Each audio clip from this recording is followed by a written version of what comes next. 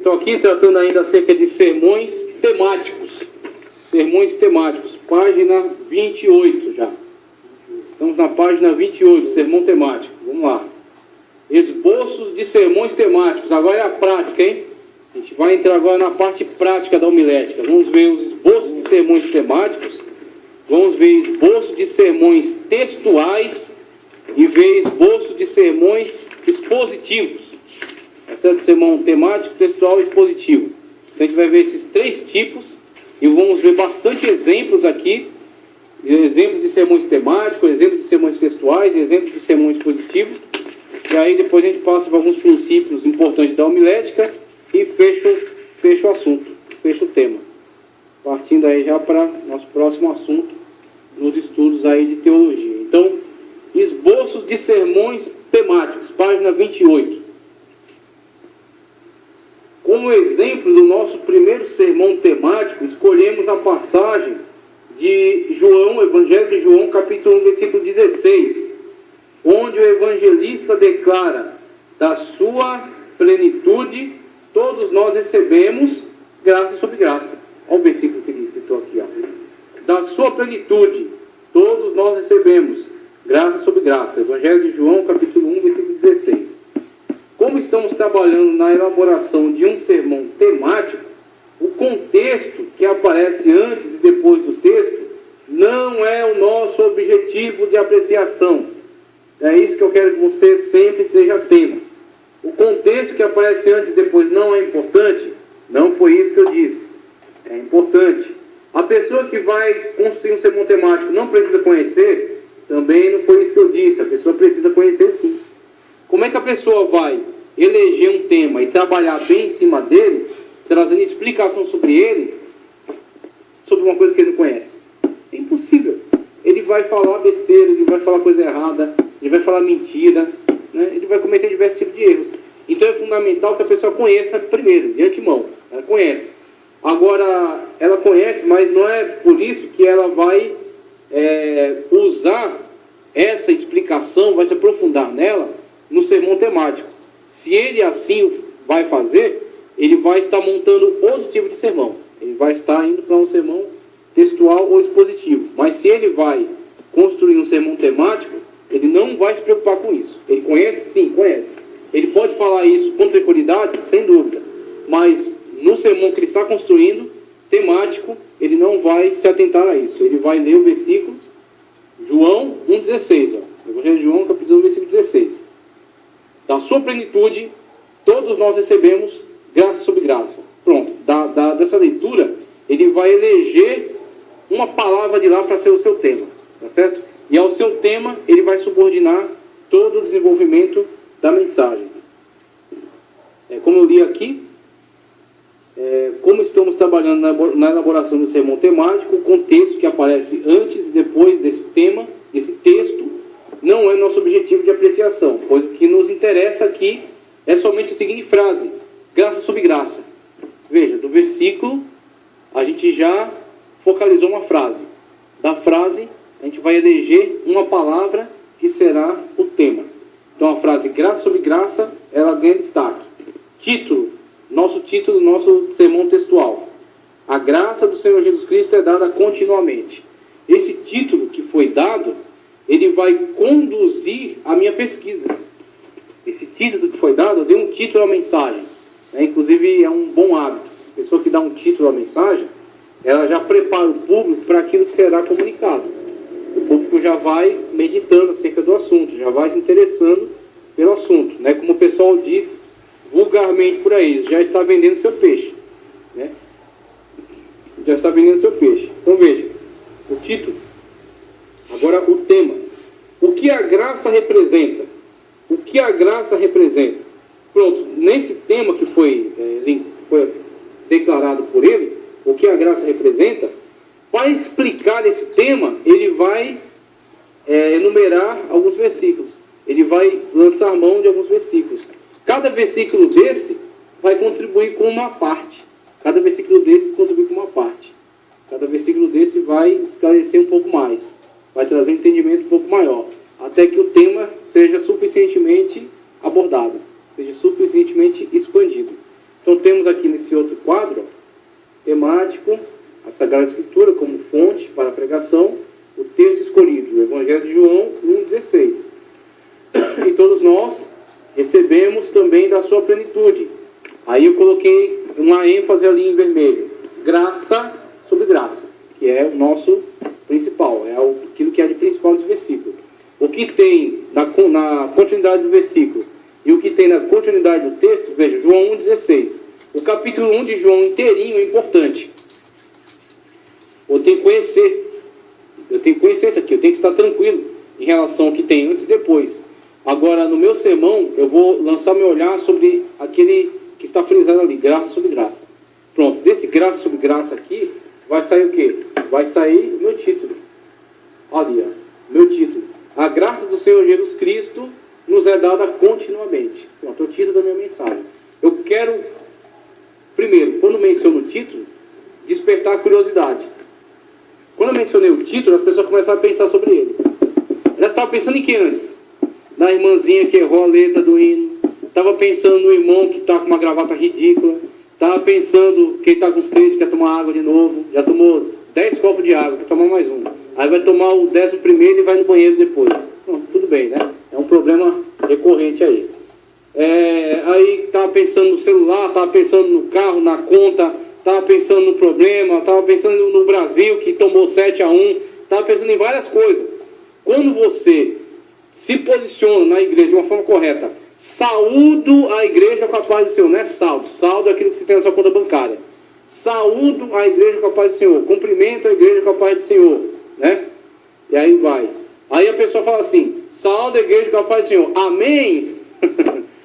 Se ele já está dizendo um amém, então dispensou a igreja, né? Ele tem que dizer saúdo a igreja com a paz do Senhor de uma forma clara, né? Não gritando, mas com clareza, e esperar que a igreja responda. Ele está dizendo, ele mesmo já diz o amém, então para que dizer o amém, né? Ele já respondeu. Então, saúde a igreja com a paz do Senhor. Amém. Né? Pronto, o povo já ganhou uma parte da atenção. E ainda mais que, às vezes, alguns pastores, para honrar o pregador, pede para que a igreja permaneça em pé. Então, ganha também mais uma atenção com isso aí. Geralmente é muito educado, não que seja proibido também, o pregador também já fazer a leitura com as pessoas em pé. Mas é bem educado, o pregador saúda a igreja cumprimenta e ele, então, permite que se assente, né? Principalmente porque no meio do povo tem pessoas velhas, tem pessoas com problemas, né, de saúde e que precisam ficar assentadas, então ele já fornece a possibilidade de se assentarem. Então, se assentou, aí você vai adentrar a mensagem. Você pode até fazer assim uma breve comunicação se você é visitante. É educado, se você é visitante de uma igreja, você se apresentar. Quem é você que estará comunicando a mensagem? Eu sou fulano de tal, congrego na igreja tal, meu pastor chama-se tal, né? Se for igreja de fora do ministério, somos do ministério, setor 34, Ministério do Belém, né? Se apresentou basicamente você, de onde você veio, a mensagem. Geralmente é educado também agradecer pela oportunidade, agradeço pela confiança, nosso pastor fulano de tal. Antes de você pregar, se você é visitante lá, procure saber o nome do pastor. Pergunta para uma pessoa do lado, qual é o nome do pastor aqui? É educado também você demonstrar que se preocupou em saber quem é aquele pastor. Porque às vezes quem te convidou não foi o pastor, foi um irmão que você conhece de lá. É a situação que pouco tempo atrás eu passei. Quem me convidou foi um irmão do grupo de varões. Eu nunca tinha visto o pastor. Então, tem que pergunta para alguém o nome dele, agradece pela confiança, agradece pelo convite, né, que o irmão fez. E aí, adentra a mensagem, sem mais delongas, como o pessoal gosta de dizer, né? Adentra, então, a mensagem.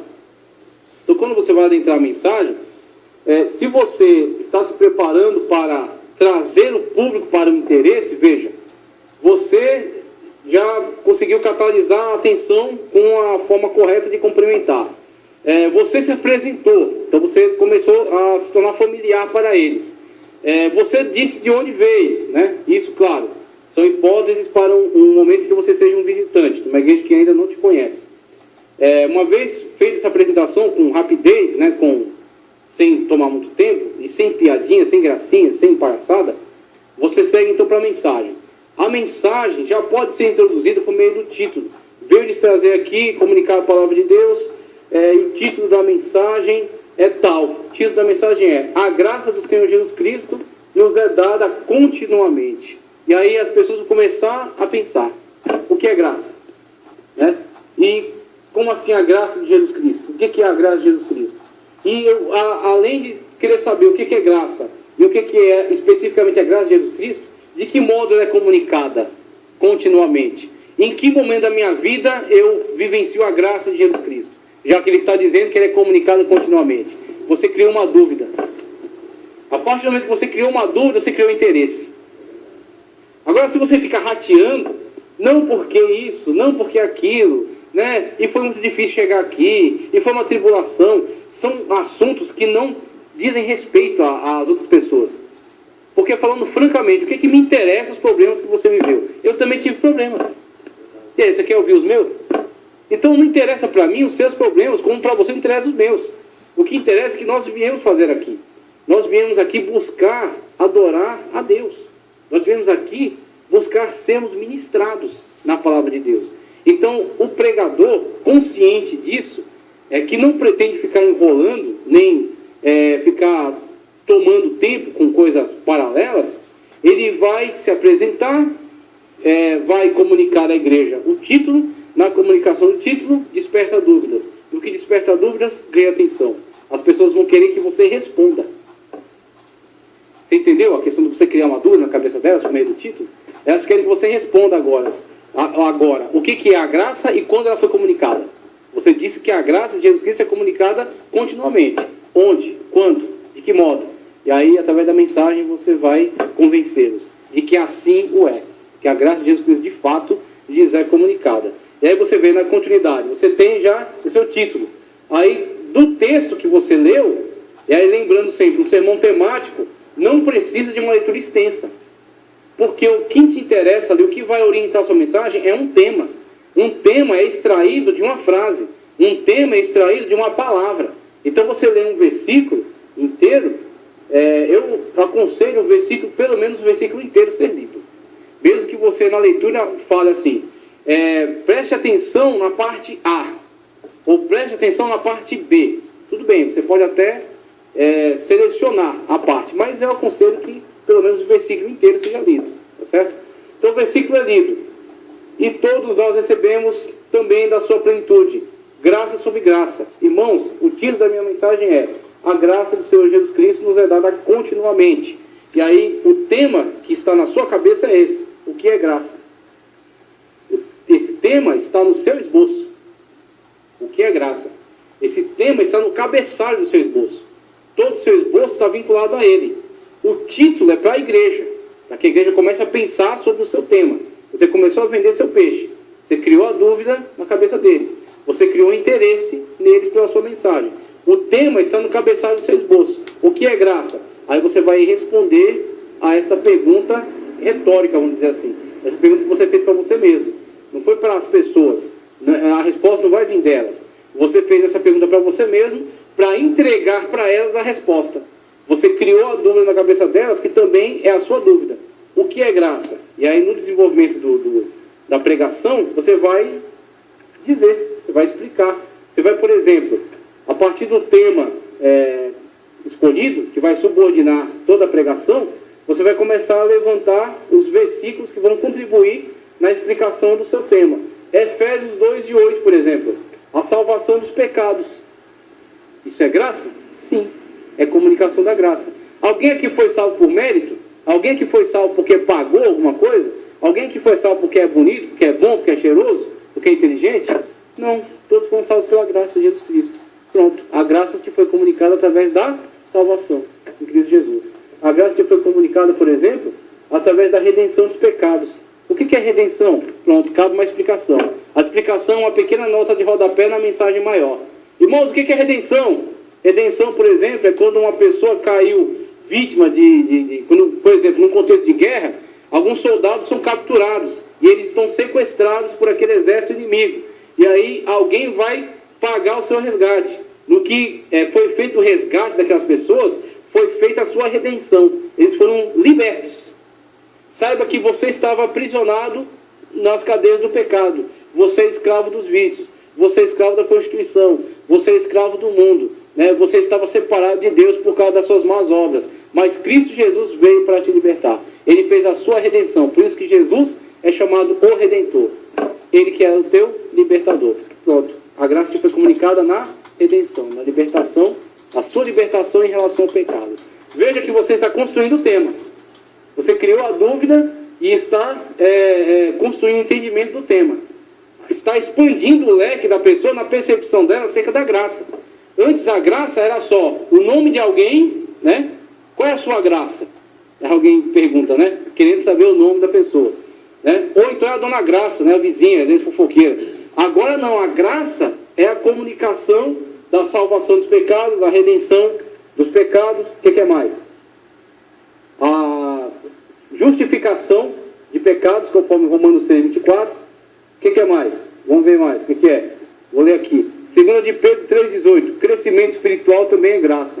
Também é por meio da graça de Cristo que nós crescemos espiritualmente nas coisas de Deus. E aí, fechando aqui nossa pequena mensagem, aqui tem mais exemplos, mas não é necessário. 2 Timóteo 2:1. Fortalecimento espiritual também é por meio da graça de Cristo Jesus. Você está hoje fortalecido espiritualmente. Você é hoje uma pessoa que se assenta em lugares celestiais em Cristo Jesus. Pronto. Você, através dessas menções aqui, você não precisa se aprofundar em nenhum deles. Você não precisa se aprofundar em nenhum deles. Você entra neles, você não precisa, senão vai ser uma pregação temática sobre graça e pequenas pregações expositivas sobre cada versículo. Não vai dar tempo de fazer isso. Não vai dar tempo. Você vai estourar o seu tempo, você vai cansar as pessoas. Ou você prega tematicamente, ou você prega textualmente, ou você prega expositivamente. Tem que escolher. Você não pode pregar de todos os jeitos numa pregação só. Então você escolheu, vai ser temático, pronto, o tema está ali, ó. Do versículo saiu o tema. O tema, né, conforme já foi dito à igreja, a graça do Senhor Jesus Cristo nos é dada continuamente. Pronto, para eu justificar o tema para eles, eu tenho que responder a pergunta, o que é graça? Graça é salvação dos pecados, redenção, justificação, crescimento espiritual e fortalecimento também. E aí com isso eu respondi para eles o que é graça. Chegando ao término do culto, a igreja recebeu uma mensagem. A igreja vai para casa com a certeza de saber o que é graça, né? E que a graça de fato é comunicada a ela, né? Que a graça de fato é comunicada a elas continuamente. Seguir uma ordem sequencial, lógica ou cronológica. Quando eu digo lógica, eu estou dizendo que você não vai precisar se subordinar cronologicamente. Você aqui vai citar Gênesis, depois vai citar Êxodo, depois Levítico, depois você está seguindo uma ordem cronológica das Escrituras Sagradas. Agora, se você prefere, não, eu prefiro citar primeiro Efésios, depois eu quero citar um texto de Provérbios, não tem problema, desde que seja lógico. Desde que esteja relacionado ao tema e que esclareça o tema. Não tem problema, você pode citar, seguir uma ordem ou cronológica ou lógica, mas tem que estar relacionado ao tema. Tem que estar vinculado ao tema. Você já parou para pensar quantas pregações teriam sido resolvidas com um conhecimento simples desse? Com uma coisa, a estrutura básica dessa aqui? Essa aqui é a estrutura mais básica da comunicação, da pregação, da mensagem, estrutura temática. As outras são mais complexas que essa. Mas não conhecer uma pequena estrutura dessa faz com que o sermão da pessoa seja um caos. A pessoa fala de Jó, no mesmo tempo, daqui a pouco fala de José, daqui a pouco fala aquela prostituta lá que foi salva no mundo de Jericó, Raabe, no mesmo sermão tem Raabe, depois mistura com Timóteo, e aí você vê aquele negócio, sai um angu maluco lá que não tem liga, não tem nada, tem uma confusão, um caos. Ele falou de um monte de coisa boa, mas não falou de nenhuma coisa específica. Então você vê, ele vai citando um monte de coisa, associando alguma experiência pessoal, mas no final você se pergunta, o que eu aprendi? Eu simplesmente ouvi ele citar muitas coisas e falar muito, né? Instigar às vezes a igreja a glorificar, a pegar nas pessoas, a beliscar a pessoa, a olhar para a pessoa, mas o que eu levo para casa? A minha preocupação sempre é essa na comunicação de uma mensagem. O que as pessoas vão levar para casa? Né? Quando encerrar a mensagem, o que vai ficar para ela para o dia seguinte? Para ela olhar e falar assim, isso aqui eu aprendi. Eu não guardei nem 80% do que foi falado ali. A memória é falha, ela deixa escapar, não guarda. Mas uma coisa eu guardei. Ele falou para mim o que é graça. Sei que graça eu tenho recebido continuamente. E graça é isso aqui, é isso que ela tem feito na minha vida. Então, se é pela graça de Deus, então a graça de Deus vai me sustentar, a graça de Deus vai me ajudar, a graça de Deus vai me impulsionar a seguir. Então, ela guardou alguma coisa. Ela guardou os versículos citados? Não. Ela guardou onde isso? Não. Ela guardou os exemplos referenciais? Não. Mas ela guardou o principal. O tema. Você martelou tanto no tema, de uma forma tão eficaz, que o tema ficou cravado no coração dela. Graça. Ela volta para casa sabendo o que é. Então veja, o sermão temático, ele tem algumas possibilidades de estrutura. Então a estrutura geral do sermão temático e algumas possibilidades. Eu quero ver isso com vocês aqui, ó. Vamos para essa parte aqui, ó. A ordem das divisões. Não, perdão. Primeiro, pensamento único e centralizado, página 30. Pensamento único e centralizado, página 30. Vamos lá para a página 30. O leitor deve observar que durante todo o tempo que trabalhamos o nosso sermão, não saímos do tema. Entendeu?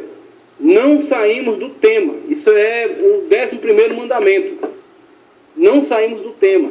O cara vem para cá, ele não veio de ônibus nem de metrô, ele caiu de paraquedas.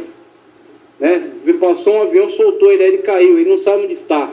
Ele não sabe para onde vai, ele não sabe de onde veio. E aí ele vem e traz mensagens, e o tema dele é flutuante. O tema dele vai para Gênesis, vai para Apocalipse, vai para... É conforme o sabor do momento, o que vier. Então o que acontece? Um tipo de mensagem dessa não comunica nada.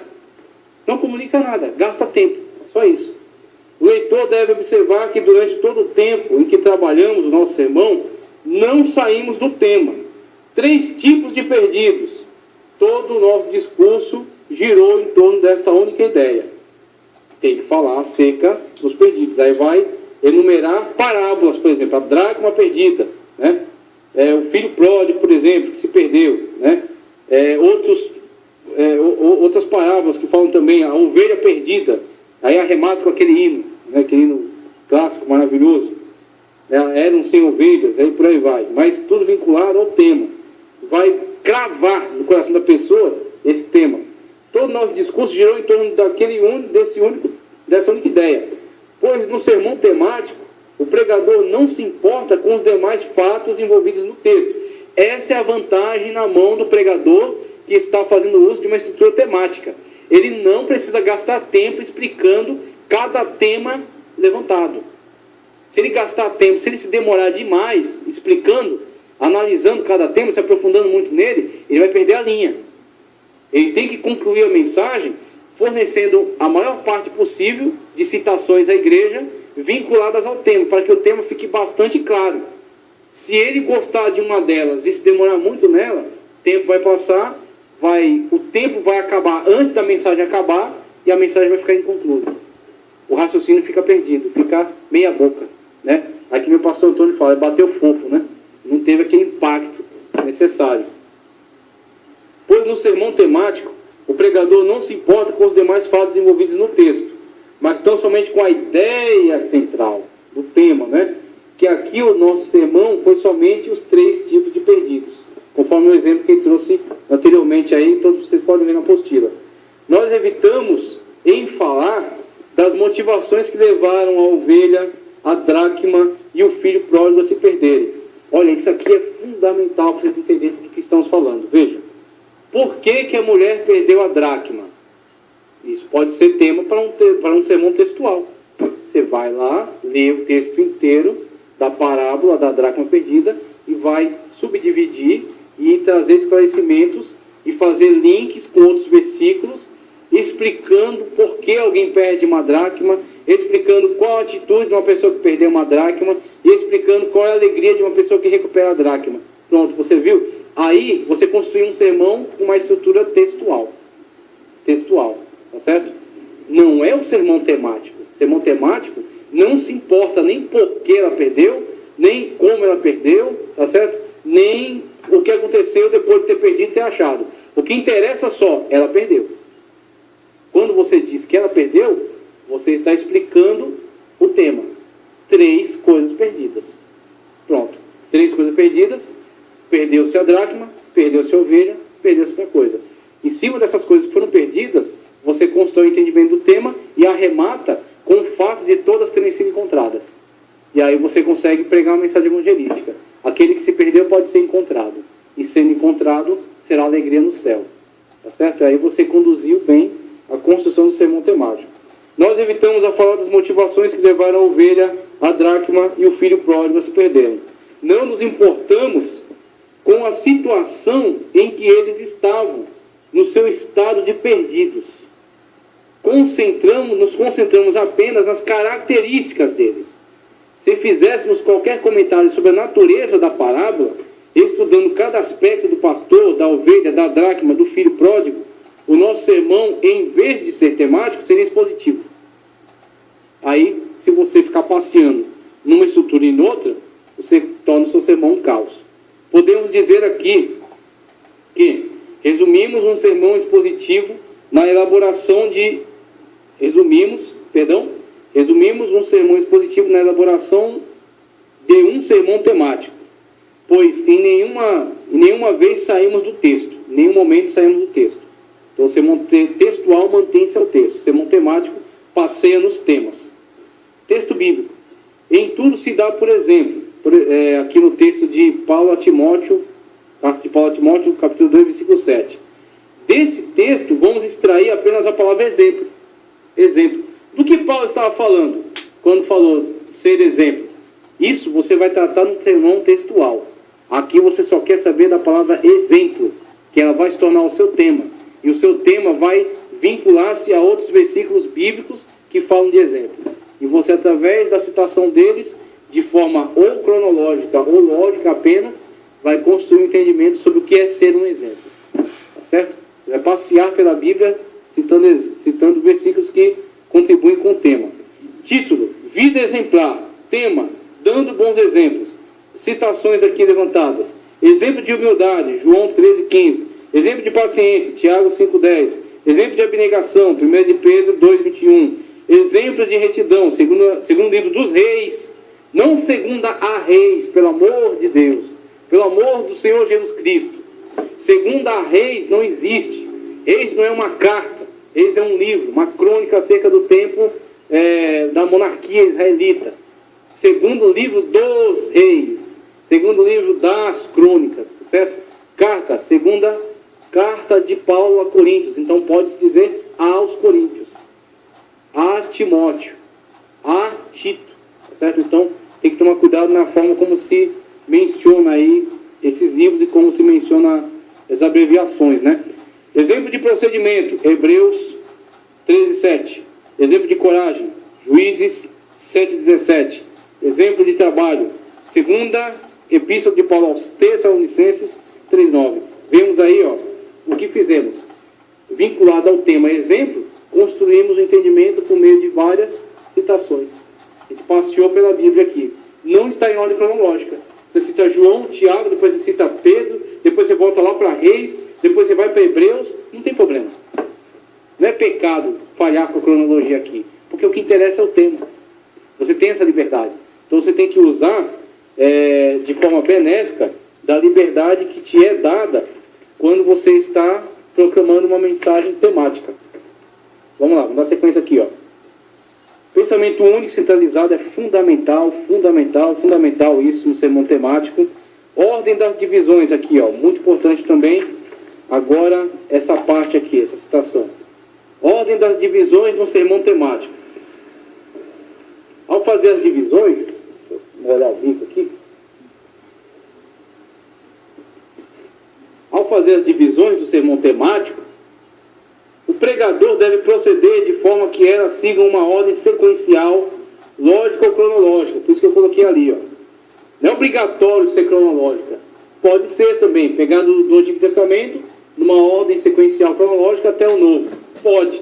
Mas se você prefere colocar as coisas numa outra ordem, desde que esteja vinculado ao tema, tem uma lógica, manda ver. Pode colocar.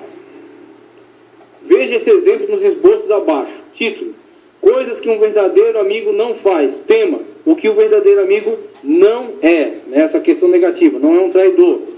não se envergonha do amigo, não abandona, não é covarde. E os versículos bíblicos aí citados. Amizade sincera, perfil do verdadeiro amigo. E aí várias citações. Né? Não tem que demorar nisso aqui, porque eu quero chegar até aqui, ó. Página 32. As variedades de divisões.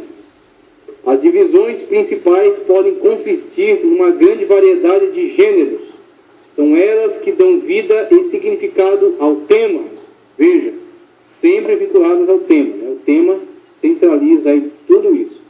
Elas enriquecem o tema, elas fazem o tema falar, elas desdobram o sentido do tema, elas agem como resposta ao tema, elas podem contrastar o tema.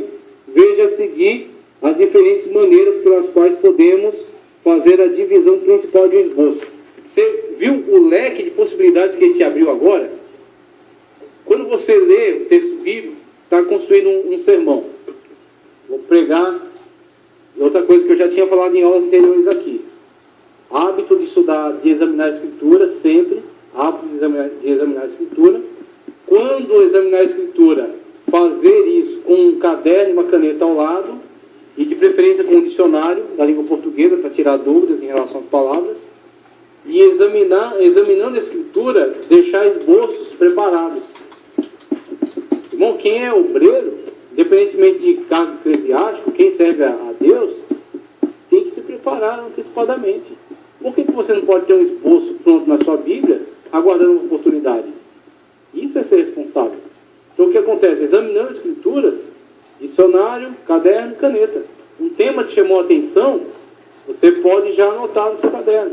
Versículo tal, Mateus 5:35 me chamou a atenção. Anota lá. Pronto. Você vai começar a meditar sobre esse texto. O que do versículo te chamou a atenção? Não, na verdade o que me chamou a atenção foi o capítulo inteiro. Esse capítulo inteiro aqui eu acho importante. Então eu vou fazer o seguinte, vou construir um esboço aqui num sermão expositivo. Daqui a pouco a gente vai ver um sermão expositivo. Esse sermão expositivo eu vou deixar guardado aqui para uma oportunidade em que me derem uma saudação. Faz sentido isso? Você vai conseguir expor, entregar um sermão expositivo numa saudação que é 5 minutos, estourando 15, se a igreja pegar fogo, o Pentecoste cair, né, o fogo descer, 15 minutos é uma saudação. Uma saudação, na verdade, é de 5 a 10. Agora, se o fogo pegar, 15 minutos, né? Agora, passar de 15 minutos é abuso. Aí já é demais. Então, o que acontece? Se a oportunidade foi para uma saudação, não vá querer pegar o seu sermão expositivo e tentar encaixar dentro de uma saudação, né? Pega uma leitura de um versículo que você já tem, né? Agora, não, o que me chamou a atenção nessa leitura aqui foi esse versículo. E, na verdade, nesse versículo, o que me chamou a atenção foi esta palavra. E aí, essa palavra aqui, ela pode estar vinculada com esse versículo, aquele, que constrói o entendimento dela. Agora, de que maneira os versículos vão se relacionar com ela? É isso que ele está falando aqui. Eu vou fazer uma estrutura de perguntas e respostas. Os versículos vão responder a pergunta. Pode ser. Eu vou fazer uma estrutura de um tema e os versículos contrastam ele. Pode ser também. Né? Então, o versículo fala isso aqui. O que não é o amor. Pronto, o amor não é enganador. O amor não pensa mal. O amor não isso. Aí, por aí vai. Você vai, de uma forma, ou respondendo uma pergunta, ou contrastando com ele, ou expandindo ele, né? Aí ele deu uma parte, cada versículo vai contribuir com uma parte, até construir um grande entendimento. São diversas formas de relacionar o tema aos versículos. Veja só o que a gente vai ver aqui especificamente. Ó. Eles fazem o tema falar, como eu já li aqui, ó. Eles podem ser a resposta ao tema. Eles podem ser a resposta ao tema. Olha o exemplo. Ó. Como resposta ao tema. A oração não respondida.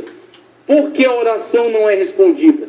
Aí você tem, ó, a oração não respondida, né? É o seu título. Por que a oração não é respondida? É o seu tema.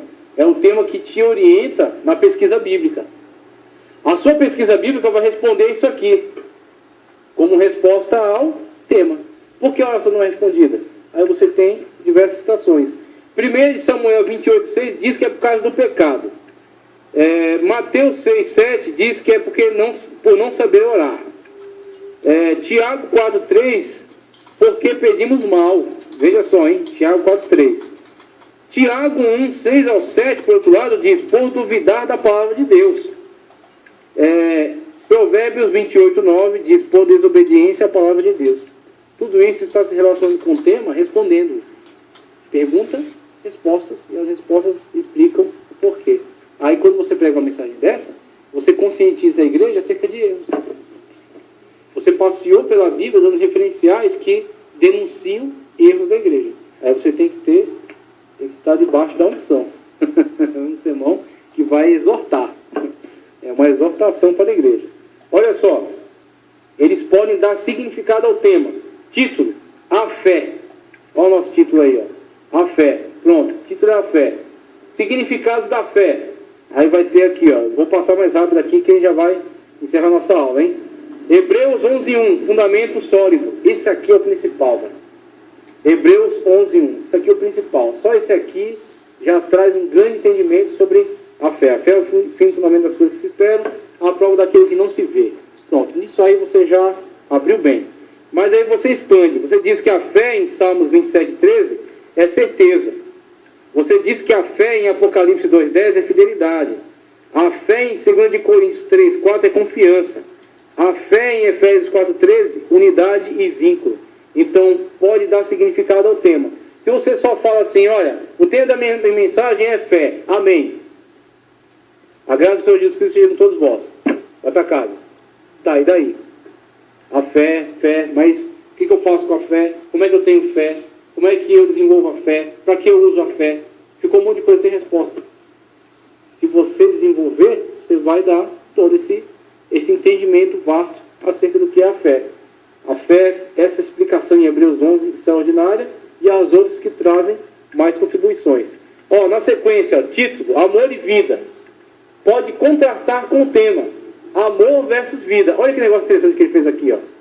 Então ele vai contrastar. Os versículos vão fazer um contraste entre o tema.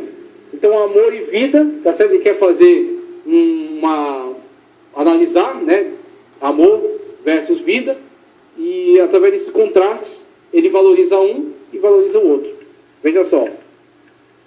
Amor versus vida. 2 Coríntios 11:20 diz, a vida explora.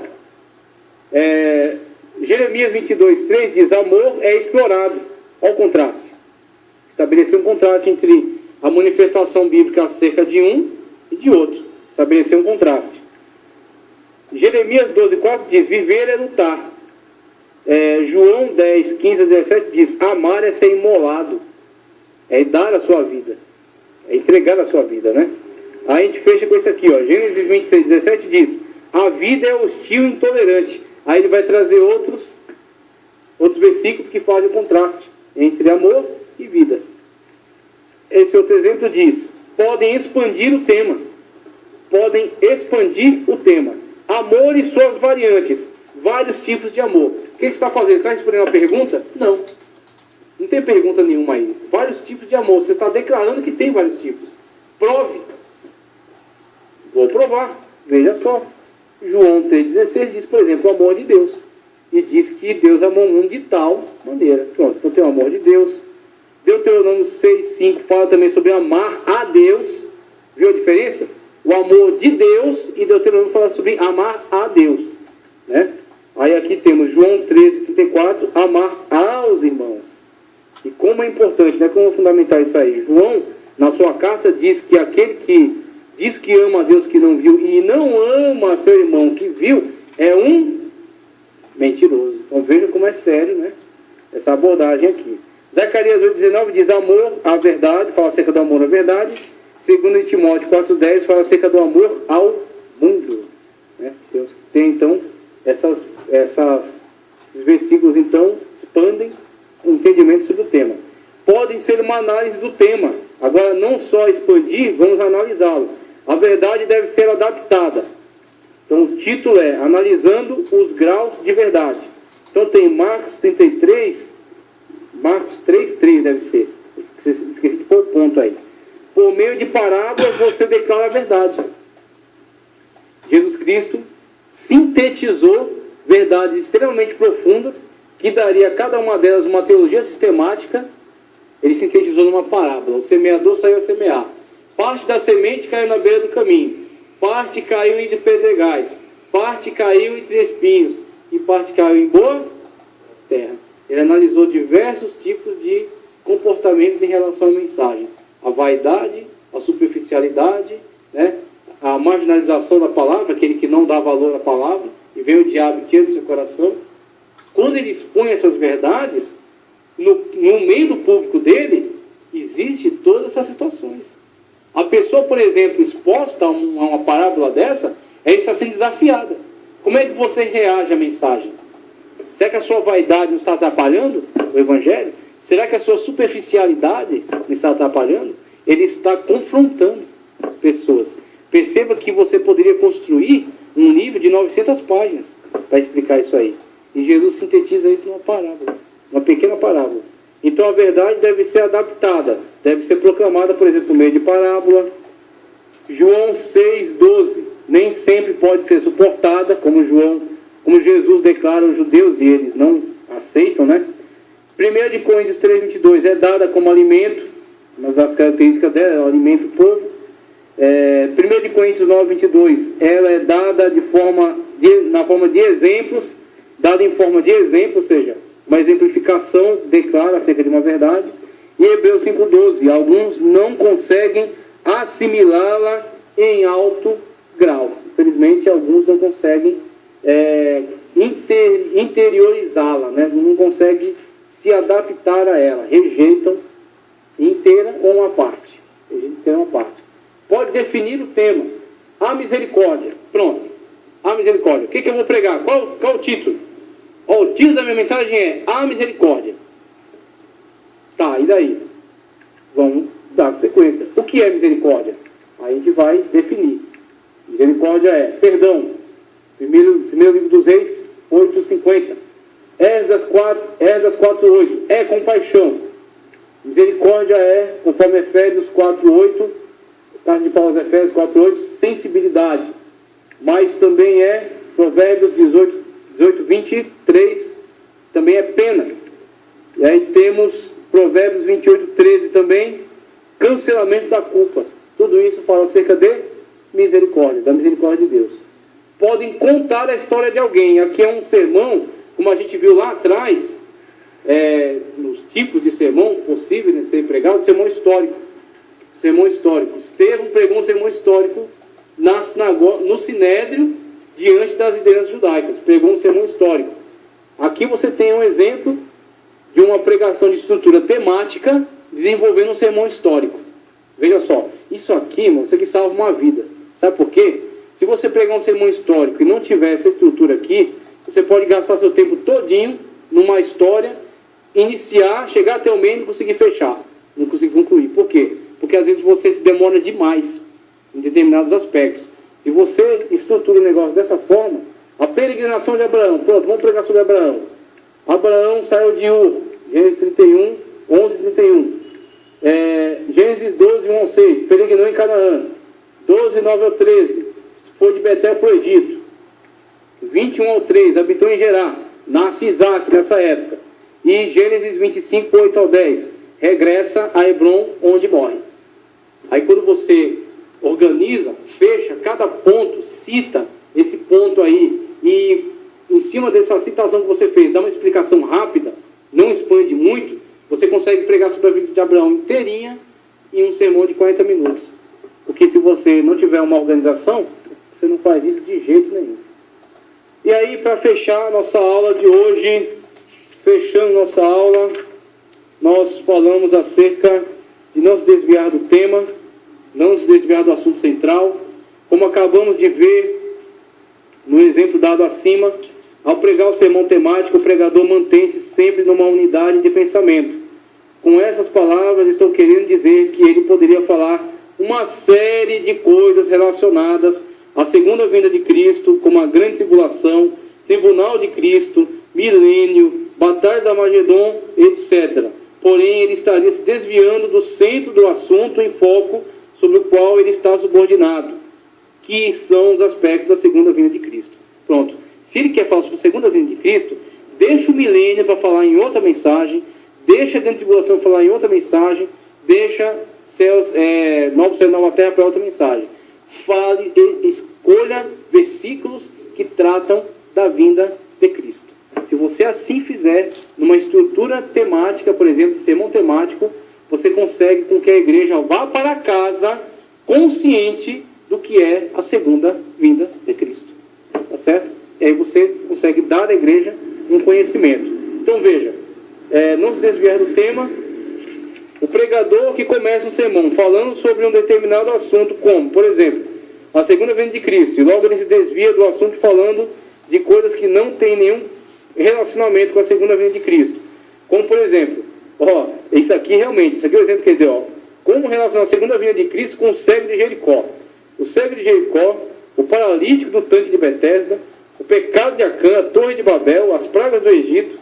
Ao terminar o sermão, os ouvintes não recebem nenhuma lição sólida de tudo quanto é pregado, porque ao pregar, o pregador faz uma verdadeira salada de assuntos. É isso que nós queremos sempre evitar. Então o pregador tem que escolher um caminho em direção ao tema e vincular, subordinar os textos a este objetivo. Tem que seguir em demanda do tema. E aqui uma mensagem para vocês refletirem.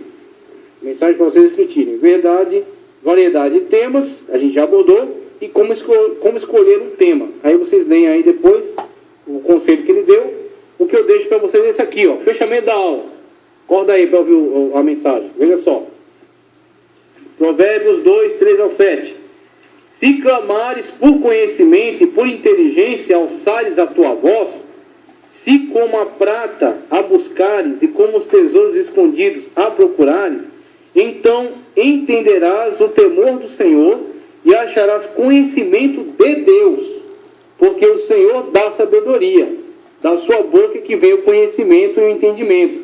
Ele reserva a verdadeira sabedoria para os retos, escudo é para os que caminham na sinceridade. E aí, examine as Escrituras, deixe-se atingir pela inspiração, analise a situação à sua volta e ministre o texto sagrado como bom médico que administra o medicamento, como professor que comunica o ensino e principalmente como discípulo que cumpre a ordem de seu Senhor e proclama a sua verdade, a verdade de Cristo, de uma forma eficaz, sistematizada, de uma forma clara, que possa comunicar a verdade ao povo e o povo possa absorvê-la e entendê-la, tá ok? Então, com isso, encerramos a aula.